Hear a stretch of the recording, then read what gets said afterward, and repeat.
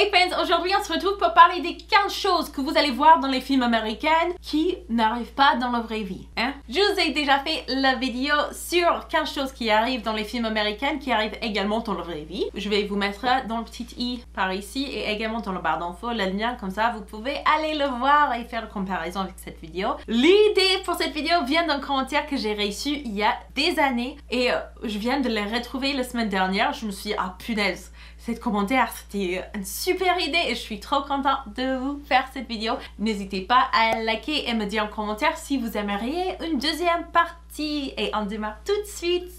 Numéro 1, les lycéens où on dirait qu'ils ont 20 ans. Les raisons pour lesquelles vous voyez ça, c'est super simple, c'est que ils embauchent les acteurs qui ont plus de 19 ans souvent pour jouer les rôles de lycéens. Parfois même, ils embauchent les types qui ont 30 ans. Mais c'est juste parce que une fois qu'on a plus de 18 ans, vos lois et tout ça, l'égalité, il y a moins de choses à respecter, c'est un peu plus facile. Mais ne vous inquiétez pas, les lycéens américains sont aussi jeunes en apparence que les Français, voire limite, je trouve que les Français lycéens. Quand j'ai enseigné dans un lycée dans les années 2010, vers là, je trouvais que leurs habits faisaient un peu plus jeunes professionnels, un peu plus adultes que les habits des ados américaines. Voilà. Numéro 2, les personnages dans les films qui commandent la nourriture, les boissons au restaurant et qui partent sans payer. Non, il n'y a pas de truc magique, tu dois payer à la fin et n'oublie pas qu'aux États-Unis, c'est attendu qu'il y a un pourboire entre 10 et 20% selon le niveau de service parce qu'en France, le service est payé et inclus dans la facture finale, mais aux États-Unis, c'est aux clients de décider combien ils veulent payer pour le service. C'est problématique. On sait que c'est problématique, mais on n'exploite pas les travailleurs qui n'ont rien demandé et qui sont juste là pour faire leur boulot. Si on a un problème avec le système de pourboire, on parle avec le manager ou le patron.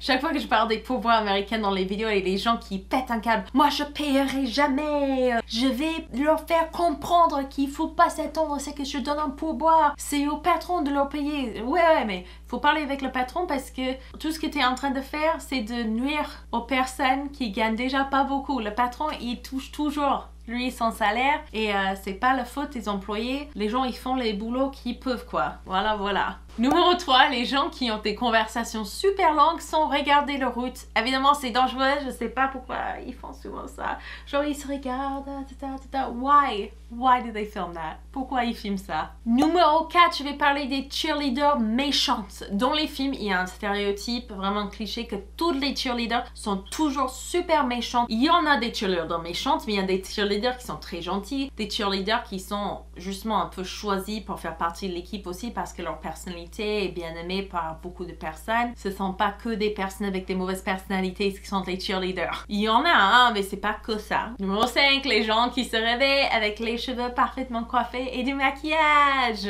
Numéro 6, les gens qui raccrochent au téléphone sans dire au revoir. Ça existe, mais c'est mal poli. Tu le fais pas à des personnes que tu respectes ou tu le fais uniquement dans une situation où vous avez déjà parlé avec la personne récemment et tu vas leur parler par la suite.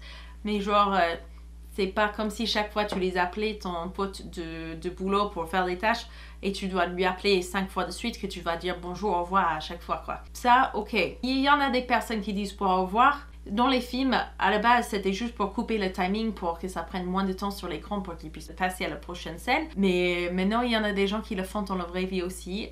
C'est pas tout le monde. Donc celui-là, c'est à moitié vrai, moitié pas vrai. Mais je déteste, c'est très énervant. Les petits déjeuners très copieux tous les matins, genre pancake, bacon, œufs. On fait ça le week-end. J'adore le faire le week-end, faire un petit déjeuner qui est bien sympa, bien large et tout. Mais on n'a pas le temps pour faire ça tous les jours de la semaine généralement. Bien sûr, je suis sûre qu'il y a des exceptions, mais c'est vraiment pas l'américaine moyenne quoi. Pas du tout, j'aimerais bien. Les Américaines qui commencent les fêtes de danse, les batailles de danse dans le rue comme ça. Je veux pas dire que ça arrive jamais, mais c'est très rare et un peu bizarre. Mais très rare. Encore des gens qui chantent en public, moyennement je veux bien, mais c'est pas les batailles de danse, pas trop.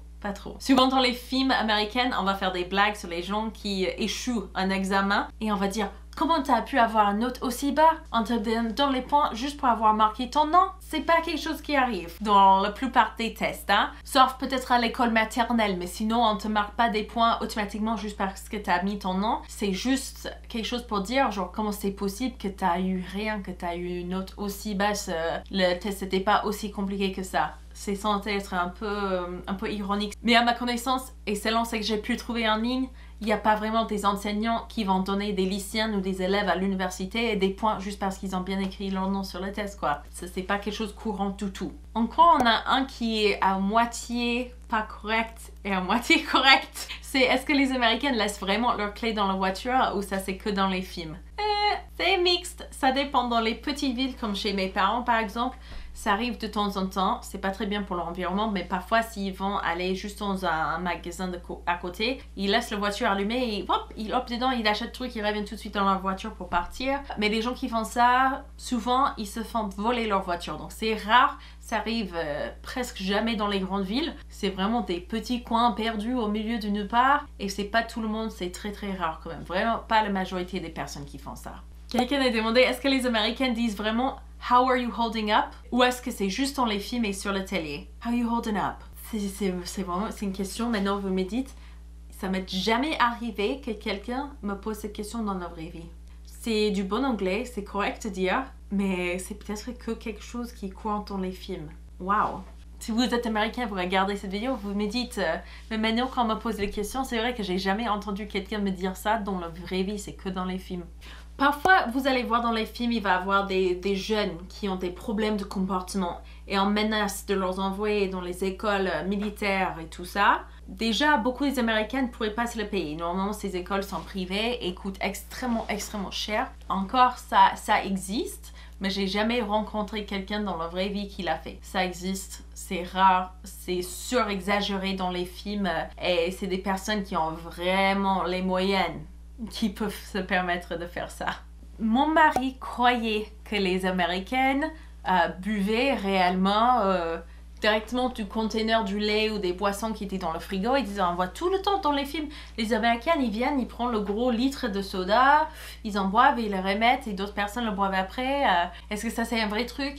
Non, c'est quelque chose qui pourrait y arriver, mais c'est dégoûtant. Et surtout dans les films, ça montre que t'es un peu rigolo, tu suis pas trop les règles. Mais si quelqu'un avait fait ça dans ma maison en grandissant, il aurait pris cher, je vous préviens. Les personnages qui n'utilisent jamais les toilettes. Mais j'en avais pensé à ce point-ci, parce que quelqu'un avait posé la question. Avant d'arriver en France, j'avais lu des commentaires sur internet où les gens, les Américains qui sont venus en France pour faire une étude à l'étranger, où ils étaient surpris par la capacité des Français et surtout des Françaises de rarement faire pipi pendant la journée. Genre, elle retient très très longtemps. Et je trouvais ça bizarre comme stéréotype, un peu chelou. Et une fois, j'étais chez ma belle-mère et mon mari était dans le salon avec un copain. Et ce copain, il avait vécu aux États-Unis pendant plusieurs années, il me semble. Mais c'était un Français. Et il a expliqué à mon mari, et je l'entendais pendant que j'étais aux toilettes. Il disait, tu vas voir, les Américaines, elles vont tout le temps aux toilettes. Elles doivent toujours faire pipi. Et puis c'est là où je sors des toilettes et je dis, ah ben merci pour cette...